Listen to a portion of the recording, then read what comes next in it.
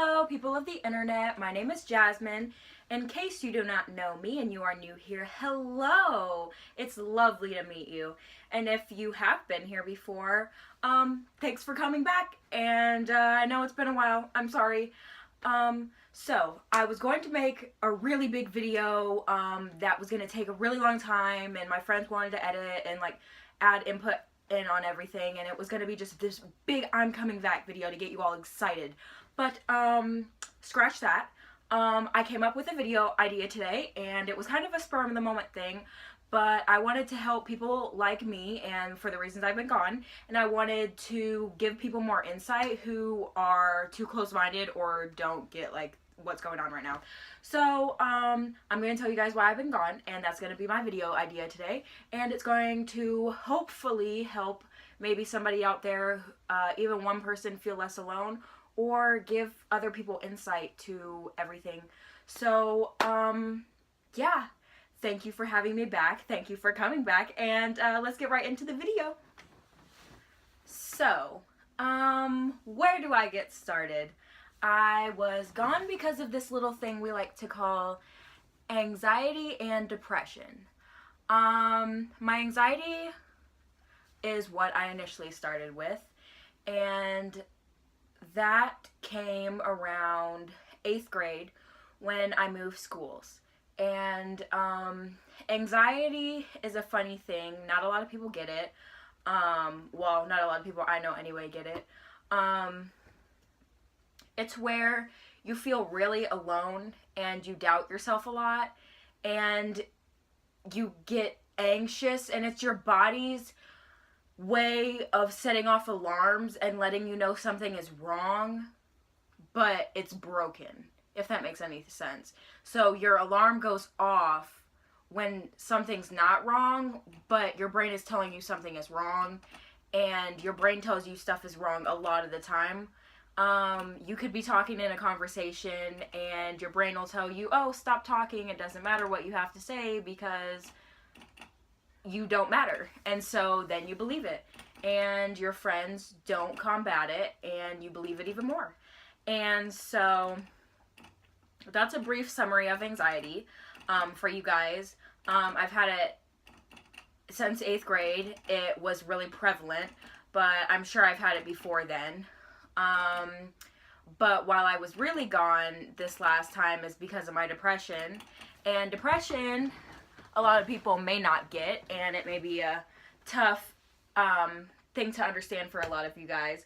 Depression doesn't always come with suicidal thoughts, but a lot of the people who have been through a lot, or I know, it comes with that for them. But depression is, it's not just being sad all the time.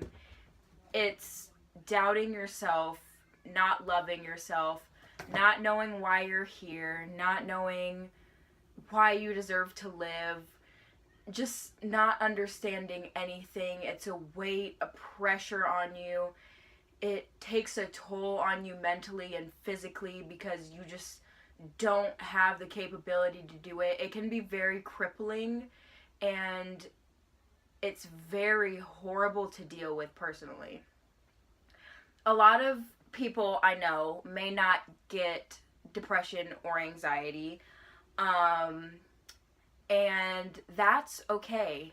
But if somebody doesn't do something, it's not always because they don't want to. Sometimes it's because they could have anxiety and it could be major, and they could have a panic attack from doing it.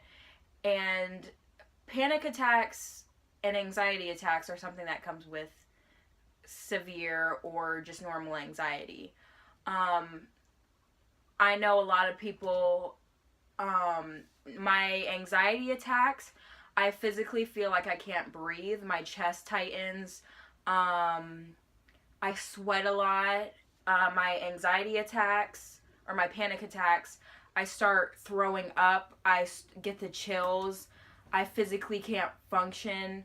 I lose a lot, like I lose control of my limbs. Like, it's really bad. So for people who don't know what anxiety is like, and judge somebody based on their actions. Sometimes it's even not wanting to go to an event or something with your friend because you're so anxious, or you've been up all night before, or you've been throwing up the night before and you physically can't do it mentally or physically. My sorry if my definitions of anxiety and depression are close linked. My anxiety and depression feed off of each other often, so sometimes it's confusing which is which. But with my depression, I am often really sad. I don't know why I'm here. You may feel hopeless, you may feel lonely, you may feel worthless, you may feel like there's literally no way to keep going, but trust me, there's reason to keep going. And it can also be triggered by something. Both of them can. My anxiety was triggered by the move of schools and like not knowing anybody and not fitting in. My depression was triggered by the loss of a best friend, the loss of many other friends with that person, the death of my guinea pig, who I love very much and was my first pet, and the death of my grandmother, who I love very much also. And it doesn't have to be death, it doesn't have to be any of that. Sometimes depression can just come, and sometimes it's like family linked. Like, you never know. But they're serious things, and it'd be amazing if you guys could take them seriously, or if I've helped at all. On a positive note, I have ways to help somebody with depression and anxiety, or to help yourself with depression and anxiety. So let's get to those. My first example is of these two beautiful young ladies. The first one is Tinkerbell. This is Tinkerbell. She is my guinea pig, and I got her before Christmas when I had a horrible depression episode. And this is Layla. They are both my babies. And I have two cats also who help with my depression. And, but I was expecting to initially go in and get therapy animals, and that be that. But that does not work that way. And, some anxiety and depression may be easily taken care of with things you like. And there are things called coping skills that you can use, such as like playing with a slinky, finding new hobbies. Like, there's lists and lists upon lists that I have gotten if you need, and there's lists online. Search coping skills for anxiety, or coping skills for depression, or coping skills for any mental illness. There's most likely coping skills and people who can help you. There's groups online where you can find people with similar interests that could be coping skills. You can learn a new instrument, which would be a coping skill. You can bake, you can ride horses. Those are all amazing coping skills. One thing I advise, though, is if your depression or your anxiety is bad, because some people have severe, if it is bad, please find something you love and don't let go of that thing. No matter how childish you may look, no matter how crazy you may look, no matter how you may stand out and be an outsider, please do not let go of that thing, because it is not you trying to make the people around you happy or fit in. It is for you to be happy and you to want to stay on this earth. And that is very, very important, especially for people who have depression and anxiety. So please, if you find something that you love, don't let go and hold on with everything you've got. Whether it may be animals, whether it's food, whether it's an activity, whether you need to cut your hair to feel like you're in control, do whatever you need to do to be happy, and don't let anyone stand in your way of being happy. Because that is what you, if that is what you need to stay on this earth, honey, you need to do what you need to do. So do not be afraid to be judged or stand out. I had a few friends ask questions, and one of them was, how do you help people with anxiety or depression?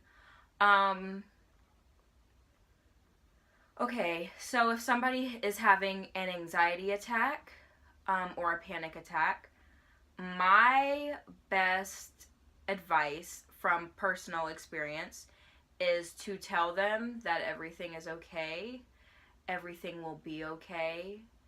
It's not as big as their brain is telling them it is. Give them examples, give them reasoning.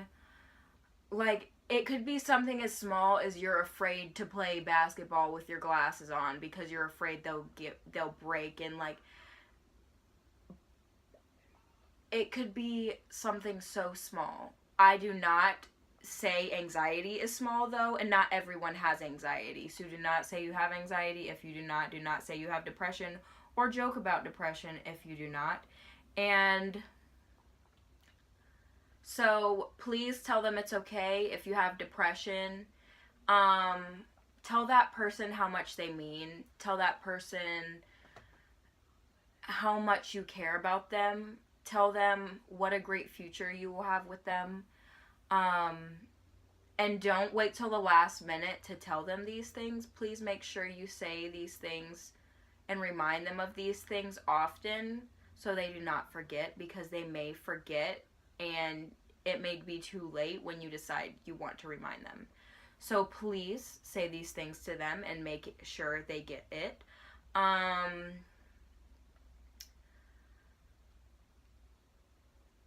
A way to help is to tell them how much they mean to you. And don't judge them. Definitely, if you are more close-minded or you don't understand anxiety and depression, please try to understand them. And because they may really need your help, please try to keep an open mind and talk to them. These people often just want love. It's not that hard to love somebody. It's not that hard to give them love. Don't judge them for what they love. Help them find new hobbies and things. Help them stand out and be happy. Sometimes there's different types of depression. Not all depression is easily cured with coping skills. Sometimes you will need medication. Sometimes you may need therapy. It all depends on how bad it is, and if that's best for you.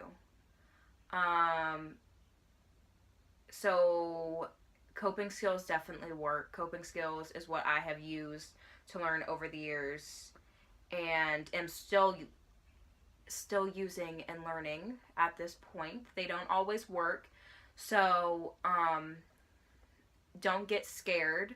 Find many coping skills, and if they don't work one day, don't get scared. You may have to use them leading up if you're feeling sad. Sometimes people just need a moment alone if they're really depressed.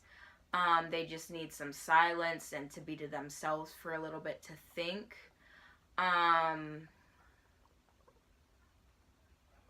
Please be as nice and understanding as you can. I used to not get self-harm or depression or any of that stuff. It just didn't make sense to me. But